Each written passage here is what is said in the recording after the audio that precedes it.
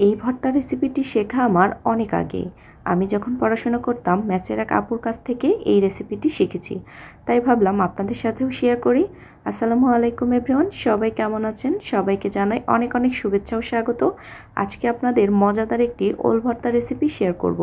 আশা করছি পুরো রেসিপিটি আপনাদের কাছে ভালো লাগবে। আর আমি কিভাবে ওল ভর্তাটি করেছি অবশ্যই পুরো রেসিপিটি দেখে বাসায় একবার তৈরি করে দেখবেন। খুব অল্প সময়ে এই ভর্তাটি তৈরি করা যায়। প্রথমে একটি প্যানের মধ্যে দিয়ে নিয়েছি একটি বড় সাইজের পেঁয়াজটাকে একটু মোটা করে কেটে নিয়েছি।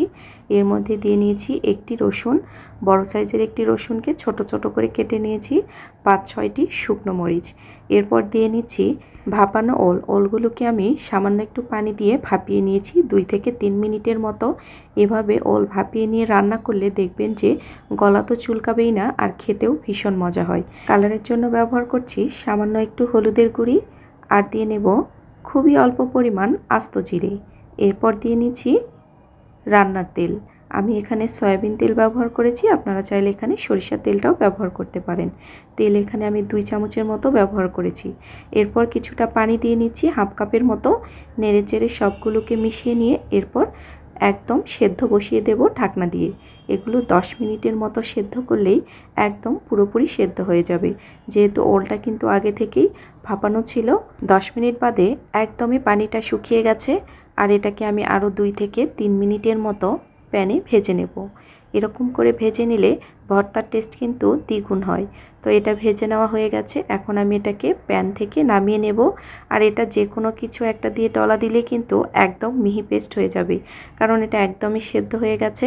এখন আমি ওলগুলোকে নামিয়ে সাইড করে রেখে দেব, আর এটাকে একদম ভর্তার মতো করে বানিয়ে নেব। এখন এই প্যানেই আমি দিয়ে নিচ্ছি আরও একটা পেঁয়াজ কুচি। এরপর পেঁয়াজটাকে একটু পাতলা করে কেটে নিতে হবে।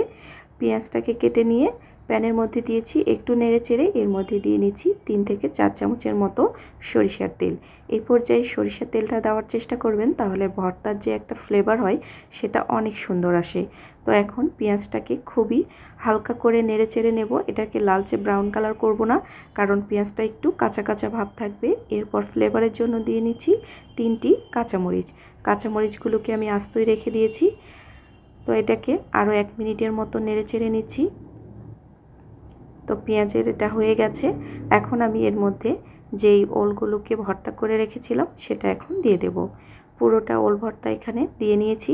এখন 3 থেকে 4 মিনিট একটু এভাবে নেড়েচেড়ে নিতে হবে চুলার মিডিয়াম আঁচে, এটাকে একটু টাইট করে নেওয়ার জন্য। নাড়তে নাড়তেই দেখবেন যে এটা অলরেডি টাইট হয়ে গেছে। তো এটাকে নামানোর পরে আরও কিছুটা কিন্তু শক্ত হয়ে যাবে। তো এটা আমি একটা সার্ভিং বোলে ঢেলে নেব। তো আমি এটাকে নিয়ে নিয়েছি। এখন উপর থেকে একটু সরিষার তেল দিয়ে নিচ্ছি। আর এটা দিয়ে খেতে ভীষণ মজা লাগে। আর আমরা তো ম্যাচে থাকতে প্রায় এই ওল ভর্তাটা খেতাম। খুবই মজাদার হয়, একবার হলেও বাসায় তৈরি করে দেখবেন। আজকের রেসিপিটি আপনাদের কাছে কেমন লাগলো? ভালো লেগে থাকলে অবশ্যই লাইক কমেন্টস করতে ভুলবেন না। এই পর্যন্তই, সবাই ভালো থাকবেন। আবার দেখা হবে আপনাদের সাথে নতুন কোনো রেসিপিতে। আল্লাহ হাফেজ।